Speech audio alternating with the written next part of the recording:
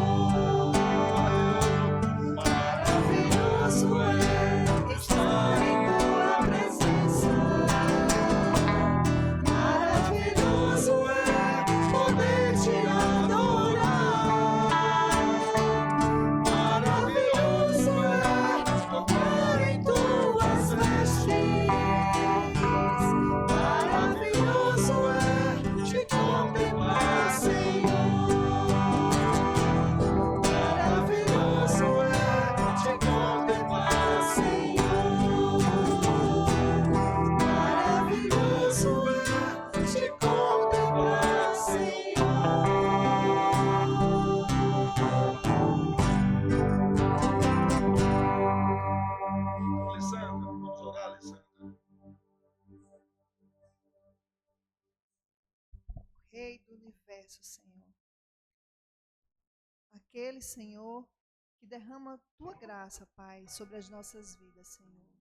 Obrigado, Pai, por estarmos aqui reunidos, congregando, Senhor, com a Santa Igreja, Senhor. Ó Deus, abre o nosso entendimento, Pai. Derrama sobre nós, Pai, o teu Santo Espírito, que é aquele que faz com que a gente compreenda a mensagem que vai ser, Senhor, apresentada aqui, Pai. E que a gente possa guardá-la e aplicá-la no nosso cotidiano, sempre que for necessário, Senhor Deus. Nos guarda, nos leva para a nossa casa, Senhor, ao término deste culto, Senhor, debaixo da tua proteção. É assim que eu te oro e te agradeço nesta noite. Amém. Amém. Podem sentar, meus filhos.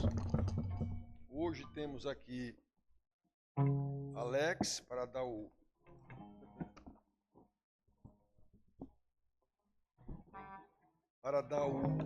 brilho aqui com a sua guitarra. Eu já faz mais de 20 anos que tento me aposentar do meu violão e não consigo. Alex chegou, fiquei todo animado. Aí Alex saiu para ter filho, pronto, não voltou mais.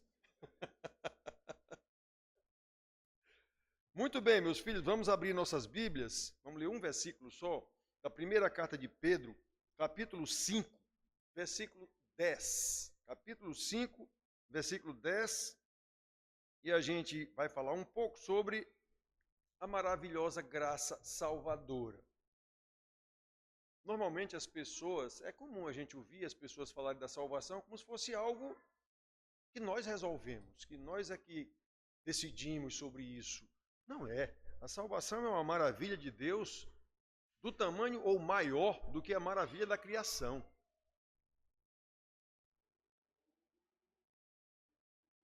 Primeiro Pedro 5, 10. Está escrito assim: Ora, o Deus de toda a graça, que em Cristo vos chamou à sua eterna glória, depois de terdes sofrido por um pouco, Ele mesmo vos há de aperfeiçoar, firmar, fortificar e fundamentar. Só esse versículo aqui, para a gente ver aqui que a salvação é de Deus em Cristo Jesus, e a manutenção dessa salvação até o dia da glória é de Deus também, do mesmo jeito. Então, olha, meus filhos, no domingo passado, nós vimos aqui que somos da família de Jesus, fomos incluídos nessa família, enxertados ou adotados por Deus em Cristo Jesus, e Ele nos deu a Jesus. Jesus diz lá na oração sacerdotal, eles eram teus e tu me deste. Então Deus, a criação é de Deus, Ele deu esses eleitos a Jesus.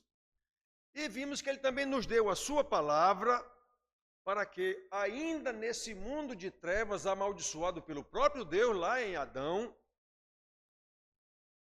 pela paciência e pela consolação das Escrituras, vimos isso aqui no versículo de Romanos 15, 4, de Paulo no domingo passado, tudo que outrora foi escrito, para o nosso ensino foi escrito, para que pela paciência e pela consolação das Escrituras tenhamos esperança. Romanos 15, 4.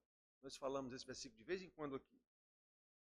Aí na pregação do domingo passado, na mensagem, nós também falamos que essa mesma palavra, o mesmo Paulo ensinando através de Timóteo para ele ensinar a sua igreja, ele diz que essa palavra de Deus é útil para o ensino, para a repreensão, para a correção, para a educação na justiça, a fim de nos aperfeiçoar e nos habilitar para toda boa obra. Entendido que essa boa obra é a obra de Deus, nós somos os agentes aqui dessa obra. 2 Timóteo 4, 16 e 17.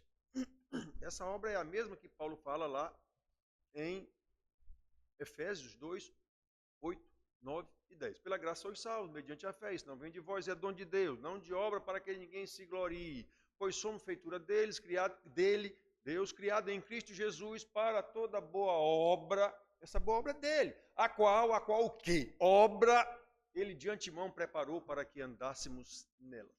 Pronto.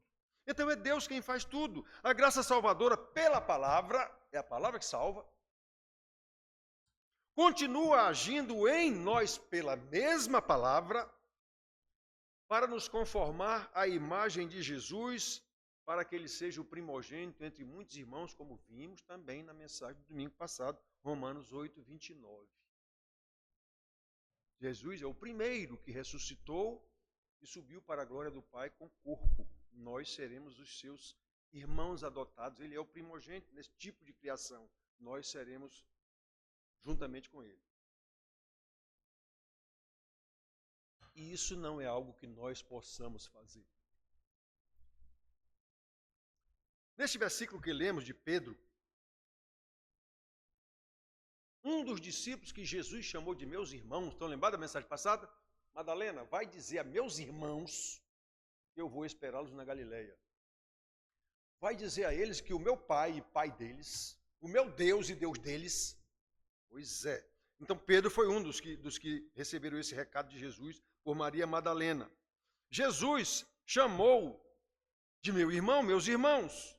Aí esse mesmo Pedro, que ouviu de Jesus tudo isso, agora como apóstolo, está falando àqueles que vieram a crer na pregação dele, Pedro. Estão lembrados? Na pregação, na oração sacerdotal, Jesus diz lá, Pai, eles eram teus e tu me deste. Eu passei a eles o que eu aprendi de ti. A tua palavra eu passei a eles. Eu não estou orando pelo mundo todo, não. Eu estou orando só por eles. Aí depois ele diz, eu não te peço, Pai, que tu tires do mundo, mas que tu livres do mal. E lá na frente ele diz, eu não peço só por esses aqui, não. No versículo 20 ele diz, eu peço também por todos aqueles que vierem a crer na pregação deles. Pois então é isso que aconteceu. Pedro, que ouviu tudo isso de Jesus, estava com ele na hora que ele orou, agora estava falando àqueles que ele tinha pregado, Pedro, e eles eram convertidos, e eles estavam passando as maiores dificuldades.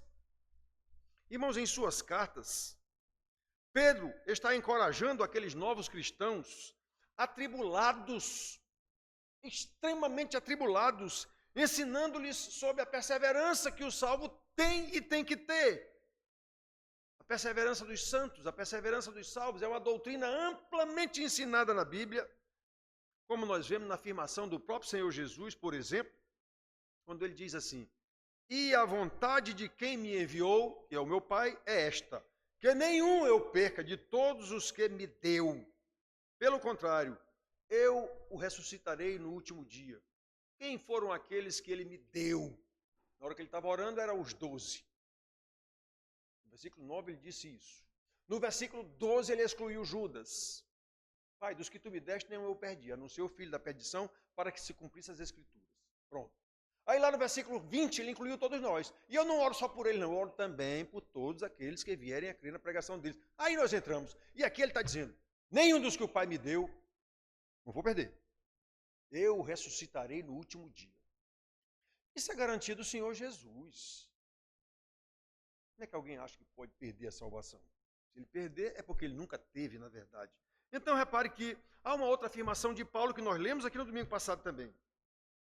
Porquanto aos que de antemão conheceu, também os predestinou para serem conformes à imagem de seu Filho, a fim de que ele seja o primogênito dentre muitos. Versículo 29. Aí o 30. E aos que predestinou, a esse justificou, a esse também chamou, aos que chamou, a esse também justificou, aos que justificou, a esse também glorificou. Paulo diz tudo isso, versículo 38, 30. Ele diz tudo isso no passado, como já acontecido, porque de fato na eternidade já aconteceu. Ou ainda nessa outra afirmação que nós vimos hoje de manhã na aula dos meninos ali. Paulo aos Filipenses. Estou plenamente certo de que aquele que começou boa obra em vós, há de completá-la até o último dia de Cristo Jesus. Filipenses 1,6. Esse boa obra que o homem está falando não é a saúde de alguém que está no hospital, não. É a salvação. Já ouvi muita gente falar esse versículo com alguém que está doente e dizer, olha, Deus vai lhe curar, Deus vai completar a boa obra. O homem aqui não está falando de doença de ninguém, não. Ele está falando aqui de salvação. Aquele que vos chamou, mesma coisa que Paulo disse aqui. Aquele que chamou também justificou, que justificou, glorificou. É isso que ele está falando. É a salvação completa. É a maravilhosa graça da salvação da qual nós estamos falando aqui hoje. Então, irmãos, como nosso Senhor Jesus e os seus apóstolos afirmam, a nossa salvação é uma obra completa da maravilhosa graça salvadora de Deus. É uma obra designada lá na eternidade. Isso é um desígnio eterno de Deus. Ele não está decidindo a cada hora, deixa eu ver, eu vou salvar Jonas hoje. Não, amanhã eu vou salvar Paulo. Não, isso foi decidido na eternidade. Vai acontecendo no tempo. E Deus deu esse tempo por nossa causa. Ele não precisa de tempo, ele é Senhor do tempo. É uma obra designada na eternidade e que é consumada no momento oportuno. No nosso caso, quando nós ouvimos a pregação chamando ao arrependimento, é o ato da conversão. E essa conversão, essa salvação foi consumada pelo Senhor Jesus na cruz do Calvário, no tempo oportuno, como Paulo diz lá em Gálatas, e pela ação do Espírito Santo na vida daqueles que são convertidos. É o Espírito Santo quem abre os olhos do coração, como a Bíblia diz, esse termo figurado, ele abre os olhos do coração para que a gente entenda. Por que ele precisa abrir os olhos do coração? Porque está escrito que o Deus desse século, o príncipe deste mundo, cegou-lhes o entendimento para que não lhes resplandeça a glória do Evangelho. Pois é, o Espírito Santo abre esses olhos para a gente entender. Muito bem.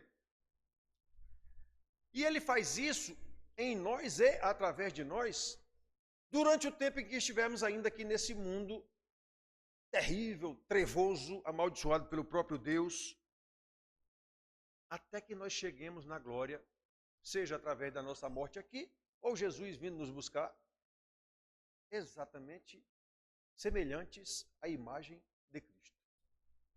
Essa é a graça, a maravilhosa graça salvadora. Portanto, irmão, não pode haver possibilidade de Jesus perder nenhum pecador que o Pai lhe deu para salvar e torná-lo filho adotado em Cristo Jesus, porque Jesus diz isso. Pai, eram teus e tu nos confiaste. Jesus 17,6. Já pensou? Jesus, filho de Deus, Deus confiou a ele os eleitos dele na eternidade e Jesus perder algum desses eleitos? Isso não existe. Isso não existe. Pai, eram teus e tu nos deste. João 17,6. E protegi-os, e nenhum deles se perdeu, exceto o filho da perdição, para que se cumprisse a Escritura, versículo 12. Já citei ainda agora. Então, esse que se perdeu é porque já estava na Escritura que ele ia se perder. Certo? Irmão, nunca esqueçamos disso. A maravilhosa graça salvadora, vou repetir, é um desígnio eterno de Deus. É eterno. Então, como tal, não pode ser frustrado, como Jó já sabia, sabe lá em que era. A Bíblia não diz qual era o tempo em que Jó viveu, mas em Jó 42:2 está escrito: bem sei que tudo podes e nenhum dos teus planos pode ser frustrado. Quem vai frustrar um plano de Deus? Aqui nesse versículo de Pedro que nós lemos, que tomamos por base aqui da mensagem, vemos alguns modos, algumas maneiras pelas quais Deus, pelo seu poder e pela sua graça, nos conduz em santidade de vida para garantir essa nossa salvação, mesmo que tenhamos que enfrentar as agruras, as dificuldades, as tempestades desse mundo tenebroso, como era o caso daqueles irmãos aos quais Pedro escreveu suas cartas. Observe que as palavras usadas por Pedro, ele usou várias palavras aqui que têm o mesmo significado quase, mas não são bem o mesmo significado. Ele diz assim: ele mesmo vos há de aperfeiçoar, firmar, fortificar e fundamentar. Mais ou menos o mesmo significado, mas não é bem o mesmo significado. Então, olhem bem, Pedro, ele sabia o que esses irmãos estavam passando. E para a gente entender melhor esse ensinamento aqui de Pedro, a gente tem que relembrar o que esses irmãos estavam passando. Eles estavam sofrendo horríveis perseguições pelo Império Romano, era Nero, louco, o imperador na época, queimados vivos em postes, além da perseguição dos próprios judaizantes, o próprio povo de Deus, né? Eles estavam sendo queimados. E a promessa de Deus para eles, pelo apóstolo, não foi: meus filhos, eu vou livrar vocês disso. Como normalmente a igreja ensina. Deus vai livrar você de todas as tribulações. Vai não. Que história é essa? Vai não.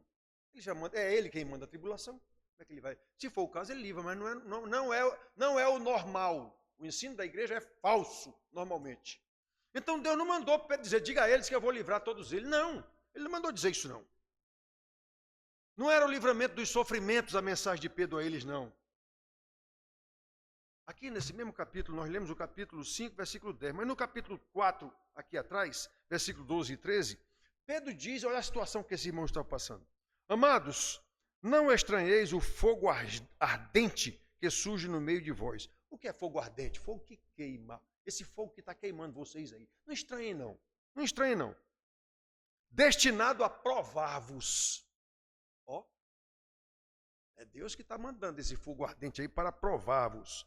Como se alguma coisa extraordinária vos estivesse acontecendo. Não é nada extraordinário a perseguição por causa do nome de Cristo.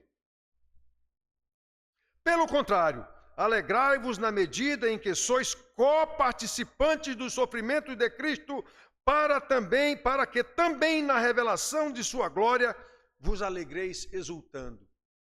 Como a mensagem da Bíblia é diferente da mensagem das igrejas. Eu não sei por que eu enxergo isso. E os outros não enxergam. Muito menos os tais crentes. É só promessa de bênção. Mas Deus não mandou isso. A bênção para crente é a salvação. Não existe outra bênção maior do que essa. As bênçãos aqui da terra, essas são normais. Todo mundo tem. Deus manda seu sol para justos e injustos e a chuva sobre maus e bons. Jesus mesmo disse isso. Então, os benefícios do evangelho não é o que interessa. Normalmente, esses pastores só pregam os benefícios do evangelho. Mas não é isso. O evangelho salva o pecador.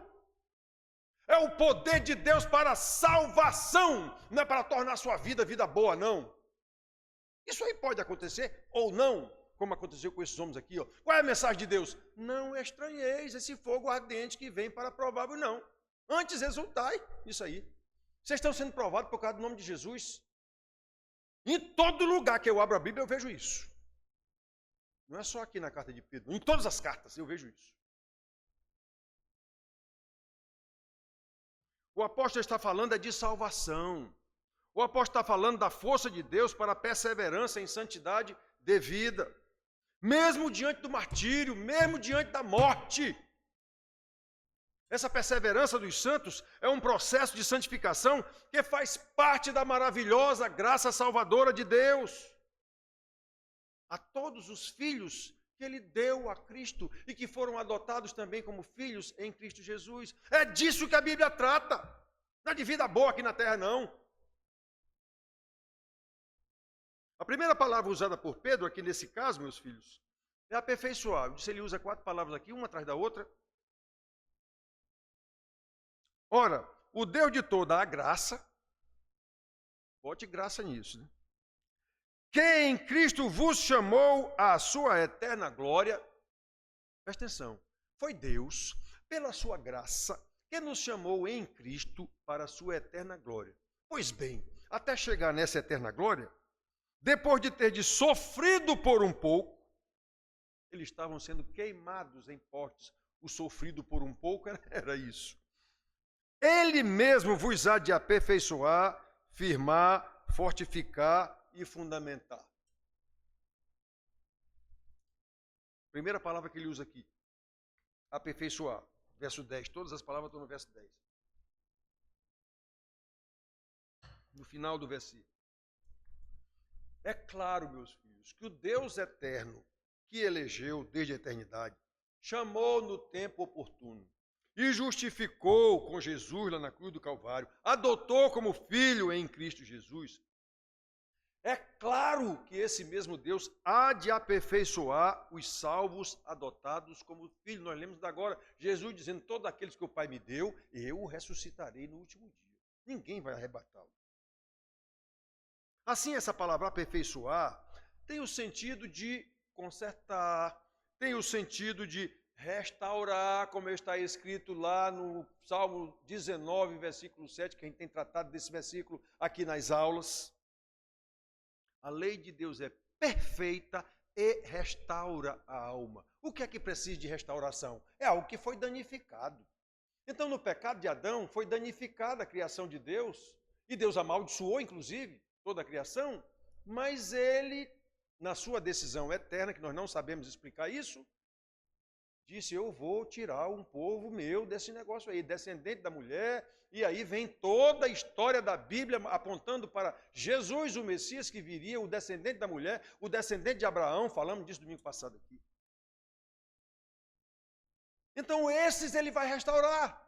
O que é restaurar? Ele vai consertar, ele vai aperfeiçoar, até que cheguemos à imagem e semelhança de Cristo, para que ele seja o primogênito entre muitos irmãos, como está escrito lá em Romanos 8, 29, que falamos no domingo passado. Eles serão aperfeiçoados pelo seu Salvador, no poder do Espírito Santo, como ele pediu ao Pai, lá na sua oração sacerdotal, João 17, 17, Pai, santifica-os na verdade, a tua palavra é a verdade. Então esse aperfeiçoamento que ele diz aqui, ele vai aperfeiçoar, ele vai, Ele vai aperfeiçoar, ele vai firmar, ele vai fortificar e vai fundamentar. Tudo isso é na palavra, como nós vamos ver, uma palavra atrás da outra aqui. Tudo isso é na palavra. Seremos aperfeiçoados até ficarmos conformes à imagem de Cristo, para que ele seja o primogênito dentre muitos irmãos, como vimos aqui no domingo passado. Romanos 8, 29. Ele também vai nos firmar, o homem diz aqui. Esta palavra nos faz lembrar o ensino de Jesus lá no Sermão do Monte. Capítulo 7, versículo 24, 25. Sobre o homem prudente que edificou a sua casa sobre a rocha. Aí, essa edificação resistiu à tempestade dos ventos, à tempestade das águas, porque estava firmada sobre a rocha. Como nós sabemos, essa rocha é a palavra. A Bíblia fala várias vezes que essa rocha é a palavra de Deus. Detalhe, palavra de Deus posta em prática. Não é só eu andar com a Bíblia dentro do braço, debaixo do braço ou no cofre do carro, está resolvido. Isso aí é superstição. Isso aí é pura superstição. Eu já disse para vocês aqui uma vez, dando aula, se um camarada estiver com a Bíblia aqui debaixo do braço, como normalmente a gente vê alguns irmãos andando, for passando em algum barzinho, uma briga lá, tá, pá, uma bala vem na Bíblia. Esse cara será salvo, porque essa bala não vai atravessar a Bíblia. Dependendo da arma que atirou, essa bala não... Se ela atravessar, já atravessa com pouca força, não vai matar o sujeito mais. Pronto. Esse sujeito vai dar testemunho o resto da vida nessas igrejas por aí, dizendo que ele foi salvo pela Bíblia. A palavra de Deus me salvou. Homem, o que salvou ele foi um livro volumoso. Se fosse um livro de pedofilia, teria salvo ele do mesmo jeito. Então isso é superstição. As pessoas que andam com a Bíblia na mão acham que estão salvos. É igual os católicos com crucifixo, um texto de Maria com não sei o quê. É a mesma coisa. Então a Bíblia é a rocha, mas a Bíblia posta em prática. Só a Bíblia aberta lá no Salmo 90, 91, sei lá qual é, dos católicos, isso não quer dizer absolutamente nada. Ela é a rocha, mas é a rocha se eu tiver essa palavra de Deus no meu coração, na minha mente, na minha meditação todo dia, como o homem diz no Salmo 1 lá. Aí sim, ela realmente, aí eu vou estar firmado na rocha. Certo? Como sabemos, essa rocha é a palavra de Deus posta em prática, que é a mesma graça salvadora que agora o fortifica para que ele seja firmado na salvação. A terceira palavra, fortificar. A palavra ela deve aperfeiçoar, ele mesmo, Deus, ele mesmo vai aperfeiçoar, firmar e agora fortificar. Versículo, aqui tudo versículo 10. Aos Efésios,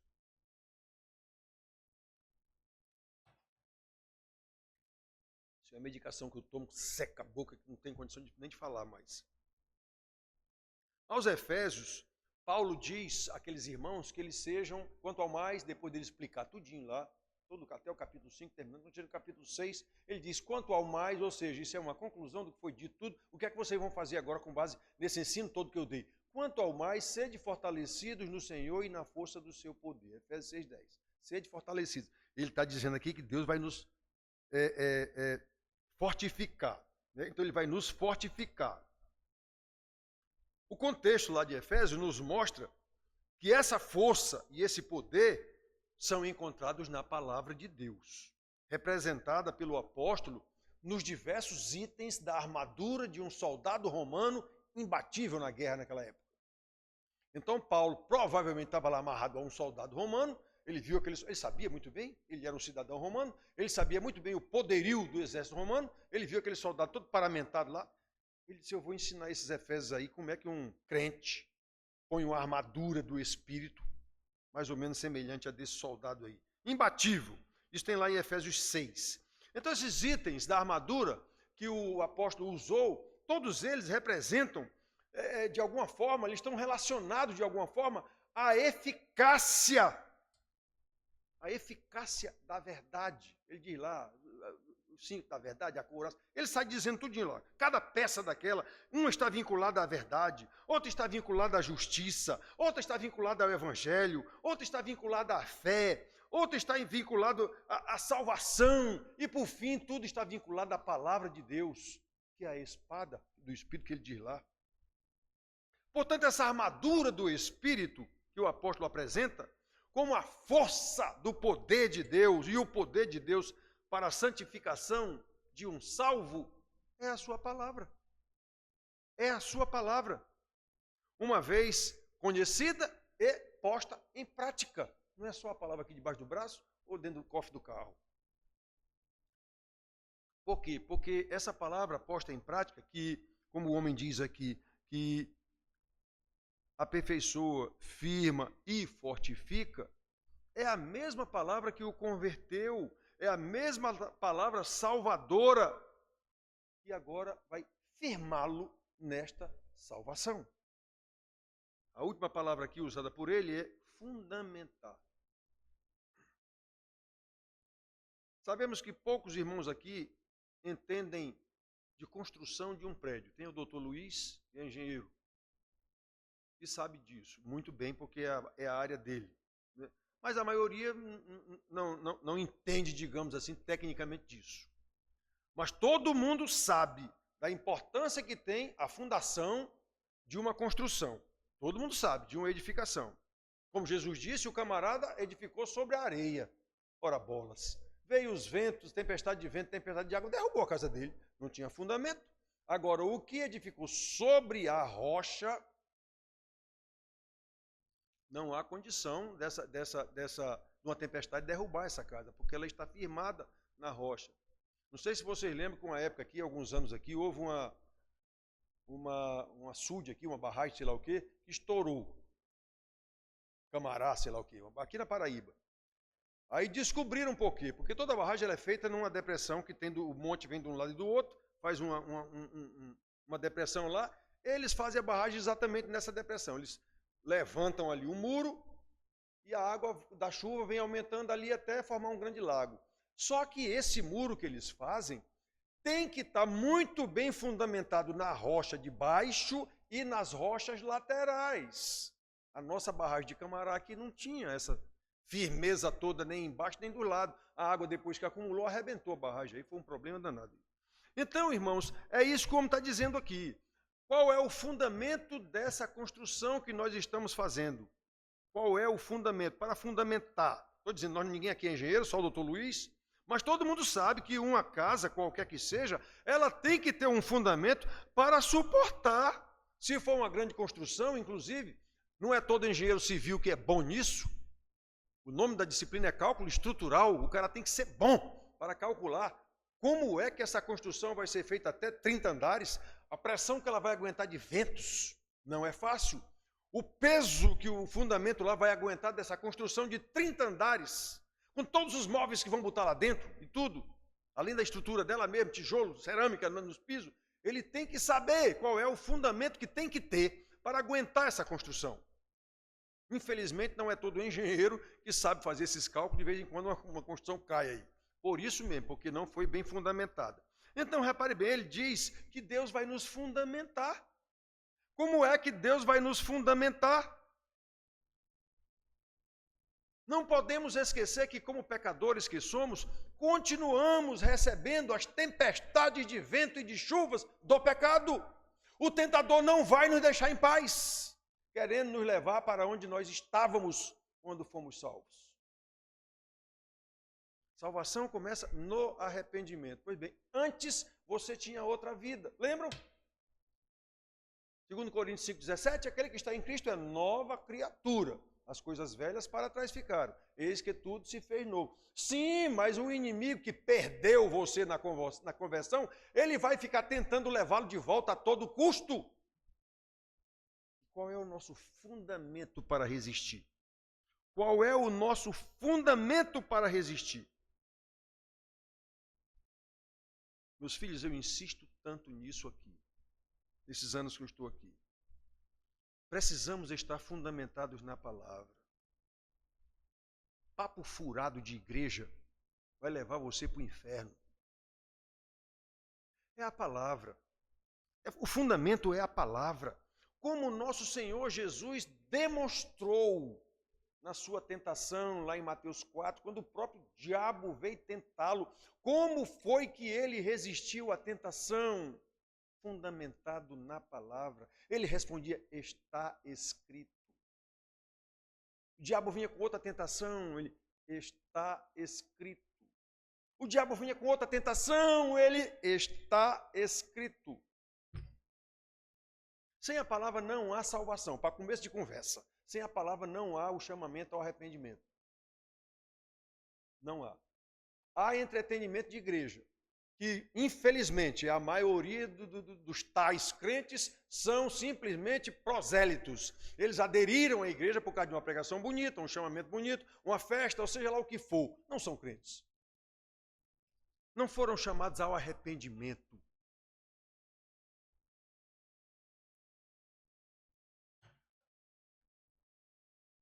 Então, aqueles que são chamados ao arrependimento e que realmente têm vida nova, o diabo não vai se conformar com isso.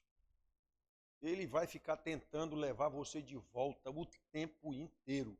Aí, como é que você resiste a isso? Se Deus lhe salvou realmente, Ele vai aperfeiçoar você, Ele vai firmar você, Ele vai fortificar você, e Ele vai fundamentar você. Tudo isso na palavra. A mesma palavra que o chamou ao arrependimento. Como Paulo diz lá em Romanos 10, eu acho que é 10, 7, ou é 7, 10, não estou lembrado agora, que a conversão, o arrependimento vem pelo ouvir a palavra de Deus. Pois é esse mesmo ouvir que chama o arrependimento, que agora vai levar você em santidade de vida, fortificando, aperfeiçoando, firmando, fortificando e fundamentando. Não pode ser diferente. Não pode ser, não tem outro meio na Bíblia, não tem outro meio. Então, meus filhos, nós precisamos estar fundamentados na palavra. Como sabemos, nenhum de nós aqui está passando pelas tribulações que esses irmãos aqui, a quem Pedro escreveu, estavam. Nenhum de nós está sendo preso, nenhum de nós está sendo preso porque é crente. Nenhum de nós está perdendo o emprego porque é crente. Nenhum de nós está sendo perseguido porque é crente. Não está. A não ser que seja porque é um crente safado. Aí às vezes acontece isso, né?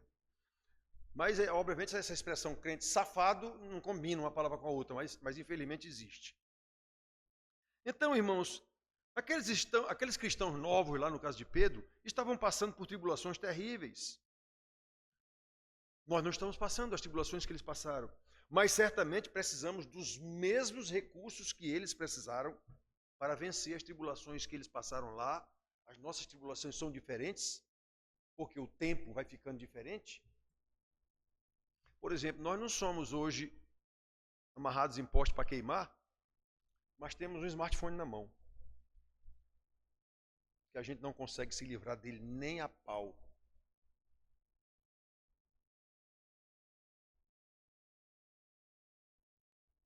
Ninguém lembra que um smartphone desse pode ser tão terrível quanto a perseguição lá dos camaradas num poste, queimando num poste. Então, irmão, nós precisamos da mesma fundamentação. Enquanto nós caminhamos aqui nesse mundo, a fim de que sejamos aperfeiçoados, firmados, fortificados e fundamentados, é a palavra de Deus enquanto caminhamos nesse mundo tenebroso. Exatamente, testemunhando essa maravilhosa graça salvadora que o Pai nos deu em Cristo Jesus e testemunhando de Cristo Jesus como o Salvador, exatamente para louvor da glória de Deus. Foi para isso que Ele nos salvou. Ele não nos salvou por causa dos nossos olhos verdes, não. Ele nos salvou para que a gente glorifique o seu nome, louve o seu nome, dê testemunho dessa salvação extraordinariamente maravilhosa para outras pessoas. Foi para isso. Então, que a gente possa entender, irmãos, um versículo simples desse. Ora, o Deus de toda a graça, simples, mas de uma profundidade fora do comum. O Deus de toda a graça, é pela graça que nós somos salvos. Quem Cristo vos chamou, foi Cristo quem nos salvou na cruz do Calvário. A sua eterna glória, nós iremos com Ele, iguais a Ele. Depois de ter sofrido nesse mundo tenebroso, depois de terem sofrido por um pouco que seja, estavam sendo queimados esses irmãos. Nós não. Temos outro tipo de tentação. Ele mesmo vos há de aperfeiçoar, firmar, fortificar e fundamentar. E Deus faz tudo isso com a sua palavra. Por isso, meus filhos, que Deus infunda essa sua palavra em nossos corações para saber quem nós éramos, quem nós somos, quem é esse Deus que nos salvou, para que a gente possa viver realmente cada vez mais aperfeiçoados, cada vez mais firmados, cada vez mais fortificados, cada vez mais fundamentados para testemunhar essa maravilhosa salvação que Deus nos deu. Que Deus nos abençoe. Amém.